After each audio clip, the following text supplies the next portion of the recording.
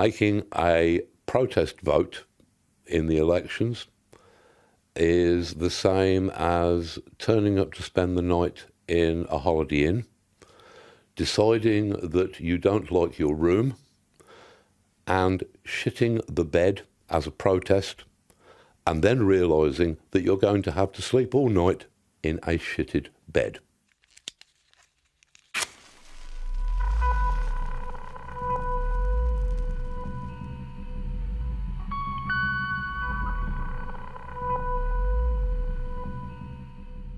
In July 2016, slightly more than half of the population, after being whipped up to a frenzy by a campaign of ridiculous disinformation, voted to leave the European Union.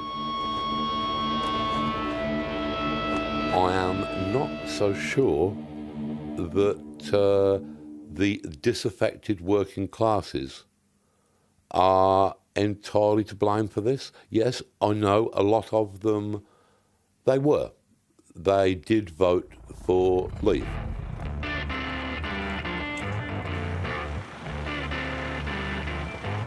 And yet the narrative seems to be, oh, well, it's these working people who have voted for this.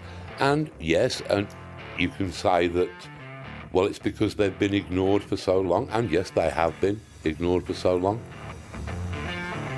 But then a lot of people have been ignored for a long period.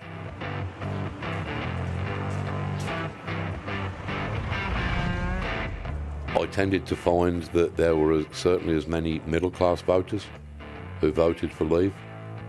And I think that most of them, it was a protest vote. I know an awful lot of people who were suffering from buyer's remorse the morning after. I was heartened by the story of a businessman who'd given, I think, £1 million to the Leave campaign.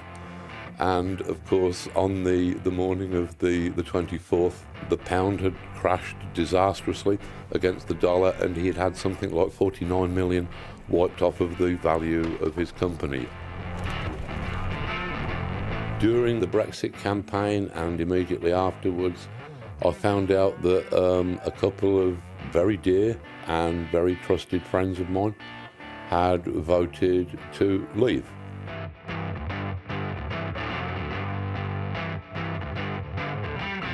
This wouldn't have been due to the apparent borderline racism that I think also played a massive part in the Leave vote.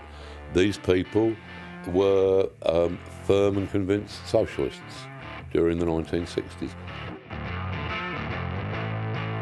But the world that we're living in now is much, much more complicated than the world that we lived in the 60s.